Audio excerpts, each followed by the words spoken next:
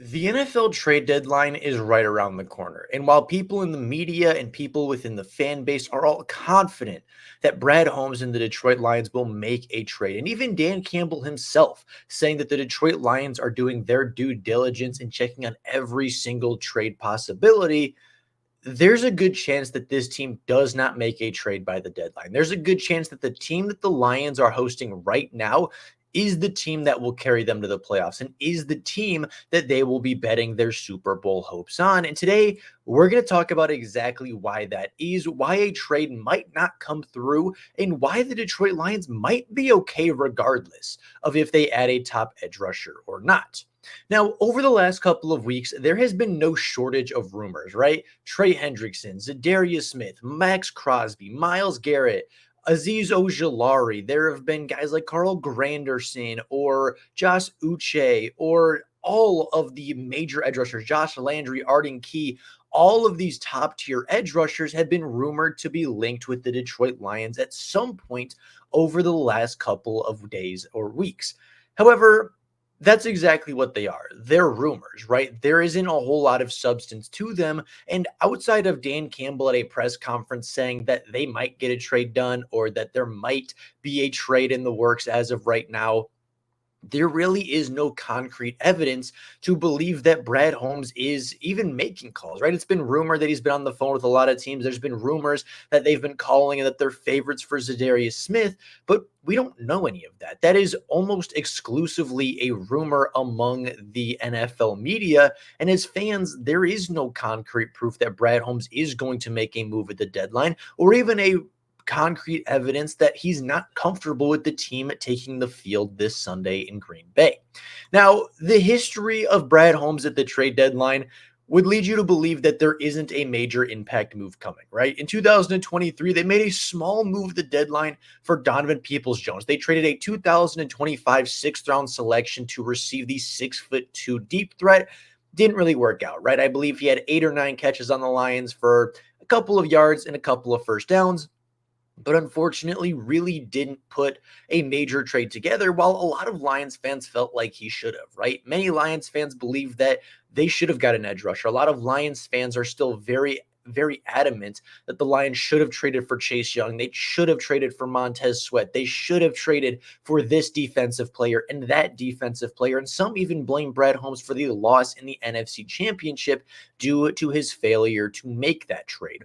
In 2022, they did absolutely nothing at the trade deadline. And in 2021, they traded TJ Hawkinson, right? They got rid of one of their star players and were actually sellers at the trade deadline due to them not being very good at the time. So history would tell you that Brad Holmes isn't a big fan of making blockbuster trades at the trade deadline, or at the very least, not a big fan of trading away large assets to acquire veteran players at the deadline. Now, there are, of course, a lot of reasons to make this trade if you are the Detroit Lions, right? First and foremost, Aiden Hutchinson's injury, right? This is not the team that Brad Holmes assembled. This is not the team that he put together to start the season or the team that he envisioned taking the field in week 8 for the Detroit Lions. Going back to last year, you could make the argument that Brad Holmes' vision was brought to light, right? Most of the players on the offensive and defensive side of the ball were healthy for the most part. It was the team taking the field was the team that Brad Holmes wanted to take the field, the team that Brad Holmes built throughout the offseason, right? Aiden Hutchinson was out there, and Alex Anzalone was out there, and Cam Sutton was out there, and all of these great players that Brad Holmes had signed and drafted and brought over were taking the field, and his vision was coming true. This year, that isn't necessarily the case. The Detroit Lions have 9 defensive linemen, not just defensive players, not just players overall. They have 9 defensive linemen on injury reserve, including Aiden Hutchinson and Marcus Davenport. They're 2 top edge rushers coming into the season. And as of right now, this team is not the vision that Brad Holmes had for it. This team is not where Brad Holmes wanted it to be or where he thought the team was going into the 2024 season, particularly from the pass rushing standpoint. The second reason, the Lions haven't generated much pass rush since Aiden Hutchinson left the field. Yes, Aleem McNeil has generated some pressures. Yes, Josh Paschal had a nice game versus the Vikings. But outside of that, they don't have much pass rushing juice. They've recorded a single defensive line sack from the front four over the last 2 games and even over the last 10 quarters, they really haven't been able to generate a pass rush outside of the blitzing linebackers. The reason three, they have the capital to do it. They have the draft picks. They have 7 picks in the 2025 NFL draft that they can send away for a veteran player.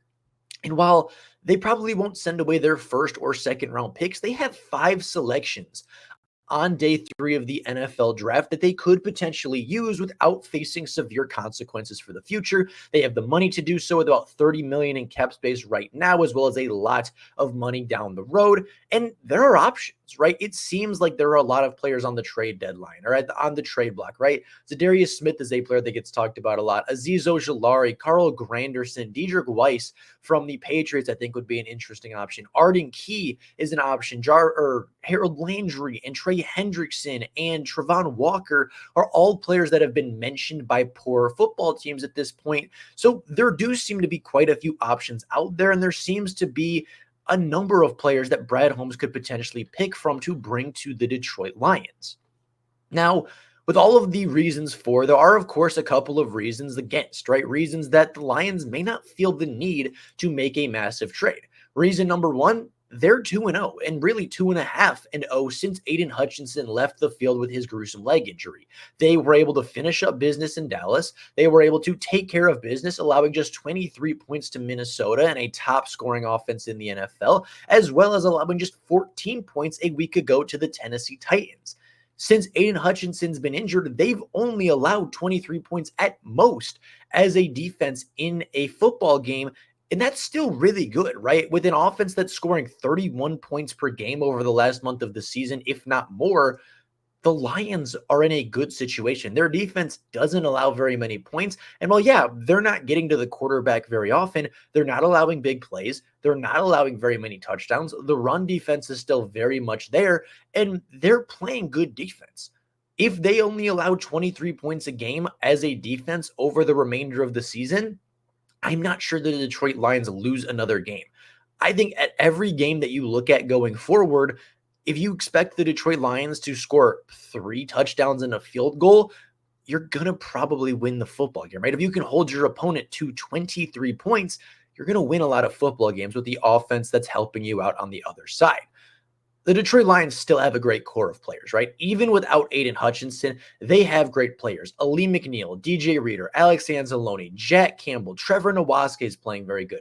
Terrion Arnold starting to play very well. Carlton Davis is having a pretty good season. Brian Branch, Kirby Joseph, and all of these playmakers on the defensive side of the ball are still there. They're still available, and they are still very impactful for the team. And of course, the history, right? We talked about it. Brad Holmes doesn't tend to make blockbuster moves at the trade deadline. And while there's certainly a first time for everything, history does tend to tell the same story over and over again. Now, the defensive line as of today looks okay, right? I think a lot of people talk about this defensive line as if there's not a single credible starter on it. And that simply isn't true, right? Ali McNeil and DJ Reader are arguably the best defensive tackle duo in the NFL. Josh Paschal, I think, is quite a good player when he is healthy, and unfortunately for the last couple of weeks has been suffering with an illness. But when he returns to the roster, he's been really solid this season, as has Levi Onwuzurike. That is a solid front four, and without an alpha pass rusher, they're pretty good across the four as that defensive line. Trevor Nowaske at Sam linebacker has been pretty good at adding some juice to the pass rush. James Houston has yet to record a sack, but is still an option there as well if he can return to his 2022 self. Broderick Martin is in his practice window to potentially return to the Detroit Lions, adding some more girth and size on that defensive line, as well as Al-Qaeden Muhammad, the most recent practice squad signee, who recorded 6 pressures and a quarterback hit against Tennessee in Week 7 and will continue to make plays and be on the defensive line for Week 8 and beyond. Now, with this defensive line, I am not sure that the Detroit Lions record more than 2 sacks in a game, right? Ali McNeil would have to have quite a game for the Detroit Lions pass rush to look good within the box score. But again, I don't think they necessarily need it, right? This defensive line is still fantastic at stopping the run. They don't allow very many yards on the ground. So they still make the offense very one-dimensional to pass the ball quite a bit, of course, losing and stopping the run very well. the Lions don't allow very many rushing yards, right? And the secondary is still good enough to take the football away. Brian Branch and Kirby Joseph are elite at the safety position, right? Terrion Arnold and Amik Robertson and Carlton Davis are all players that are playing very well in the secondary right now, not allowing very many big plays through the air. So while the box score might not look great from the defensive line, the Lions are still winning games and not allowing very many points. And looking at their schedule going forward, of course, this week they travel to the Packers, which should be a very good game for both teams.